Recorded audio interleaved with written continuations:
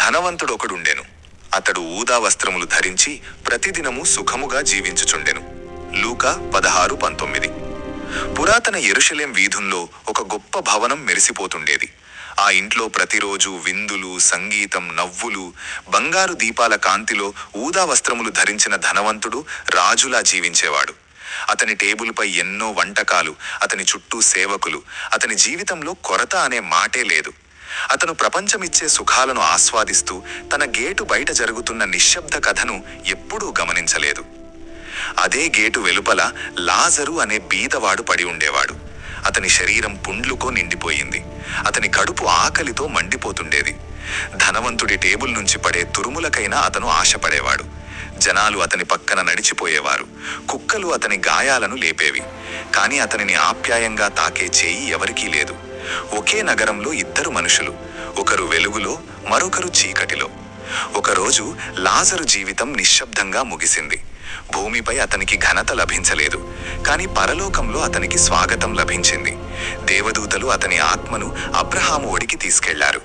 అక్కడ శాంతి ఉంది, విశ్రాంతి ఉంది, సాంత్వన ఉంది. కొంతకాలానికి ధనవంతుడు మరణించాడు. అతని అంత్యక్రియలు ఘనంగా జరిగాయి. జనాలు వచ్చారు, గౌరవ వాక్యాలు పలికారు. కాని అతను కళ్ళు తెరిచినప్పుడు అతను సుఖంలో లేడు. అతను బాధలో ఉన్నాడు. అగ్ని జ్వాలల మధ్య నిలబడి దూరంలో అబ్రహాము ఒడిలో విశ్రాంతిగా ఉన్న లాజరును చూశాడు. ఒకప్పుడు తన గేటు బయటపడి ఉన్నవాడు ఇప్పుడు శాంతిలో ఉన్నాడు. అప్పుడు అతనికి అర్థమయ్యింది, సంపద తనతో రాలేదు, గర్వం తనను రక్షించలేదు. ప్రతిరోజు తన గేటు బయట ఉన్న బాధను చూసి కూడా స్పందించని హృదయం, అదే అతని తీర్పుగా మారింది. భూమిపై ఉన్న గేటు పరలోకంలో ఒక గొప్ప విభజనగా మారింది, దాటలేని విభజన. ఈ కథ మనకు డబ్బు గురించి కాదు, హృదయం గురించి చెప్తుంది. సంపద పాపం కాదు, కానీ కరుణ లేని హృదయం ప్రమాదం. మన గేటు బయట ఎవరో నిశ్శబ్దంగా బాధపడుతుంటే మనం చూడకుండా వెళ్ళిపోతే ఆ నిశ్శబ్దం శాశ్వత ప్రతిధ్వనిగా మారుతుంది.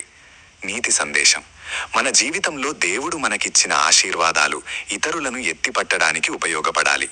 ఈరోజు మనం చూపించే కరుణ రేపటి శాశ్వత ఫలితాన్ని నిర్ణయిస్తుంది. ఎందుకంటే మన గేటు వద్ద ఉన్న మనిషిని ఎలా చూస్తామో అదే మన హృదయాన్ని దేవుడు ఎలా చూస్తాడో నిర్ణయిస్తుంది.